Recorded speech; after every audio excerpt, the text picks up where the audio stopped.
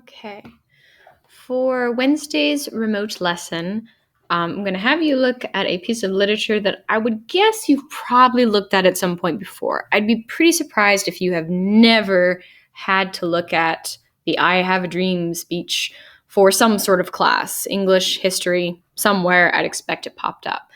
So even though I think it's very valuable to analyze new things that you haven't encountered before, sometimes it's interesting to go back to a piece that you're already familiar with and see if you can find new things and see it in a new way. So you have the advantage of already having some prior knowledge of this piece, I'm hoping, but also getting the opportunity to look at it through a more advanced kind of college lens. So I'm going to ask you to do what you did for the George W. Bush speech and do a space cat analysis of I Have a Dream.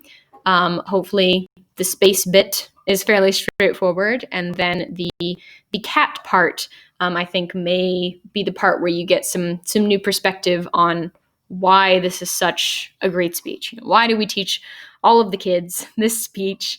Why is Martin Luther King so skilled? What kind of things are going on in there? Now, I do want to say that if you complete this Space Cat analysis, and under the C in Space Cat choices, if you do not mention the word anaphora, then I would be very surprised. So think about the terms that I shared with you guys, like the first week of class. And I told you that we'd be talking about some of those terms more specifically. And I have tried to mention them as we go along to kind of give you some like practical applied knowledge about those. But like I said, there's a really key element in this speech, anaphora. It's a type of repetition.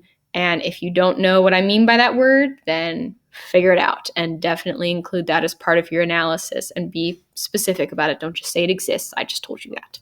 Okay, so the speech is here, and when you get into it, you'll have to click on the title for it to open up.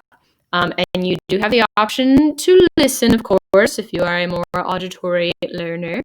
But the text is here, and you can feel free to transfer it to a Google document, make little comments and stuff in there if that's more helpful to you, highlight things, however you would like to go through it, as long as the final product is submitted here by Friday, October 30th. Okay, that's all for today.